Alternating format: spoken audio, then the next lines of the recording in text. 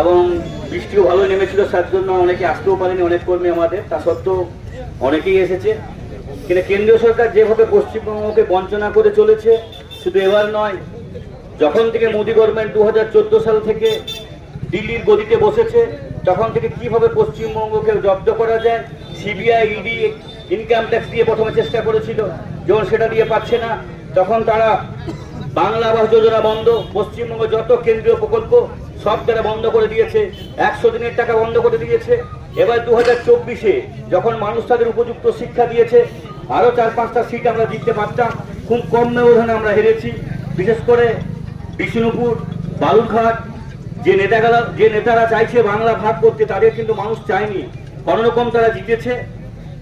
এবং উত্তরবঙ্গ মানুষ দিদির সাথে আছে, দিদির পাশে আছে, কোচবিহার হেরেওছে ওরা, তা সত্ত্বেও বারবার দরবার করছে যে কিভাবে পশ্চিমবঙ্গ ভাগ করা যায়।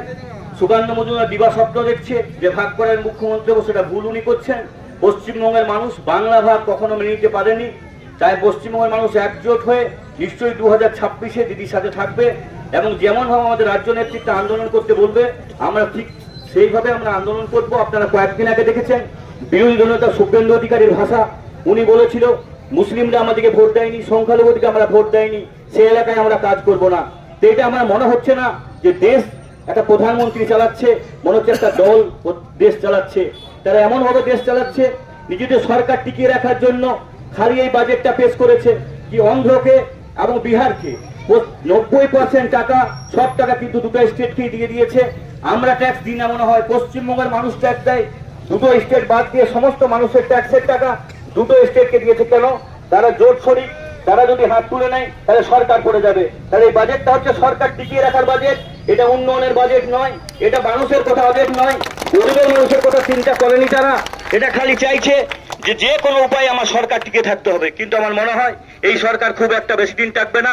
মোদীকে নিজের দলেরই অনেকে চায় না, কিন্তু যেভাবে দাদাগিরি, হিটলারগিরি আগে কি বলতো, মোদী গভর্নমেন্ট 2016-র ভাষা দেখেছেন, 14 সালে বলতো মোদী গভর্নমেন্ট চলছে, 2019-এ মোদী গভর্নমেন্ট, এখন বলছে এনডিএ গভর্নমেন্ট।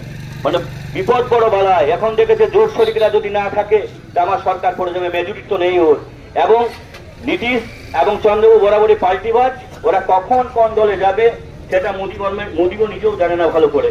তাই নিশ্চয়ই আমরা আশা করব ইন্ডিয়া জোট নিশ্চয়ই সরকার গঠন করবে এবং এই যে বৈষম্যমূলক আচরণ নিশ্চয়ই দূর করবে।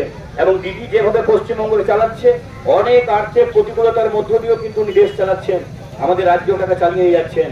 এত কেন্দ্রীয় বঞ্চনা, আমরাই অবাক হয়ে যাই। আমরা একটা ব্লক চালানোর ক্ষেত্রে উনি কিভাবে আমাদের পশ্চিমবঙ্গকে চালাচ্ছেন, এবং আমরা দেখি প্রত্যেকটা প্রকল্পের টাকা কিন্তু ব্লক বলুন, পঞ্চায়েত বলুন, সব জায়গায় উনি দেন, জেলা পরিষদ বলুন।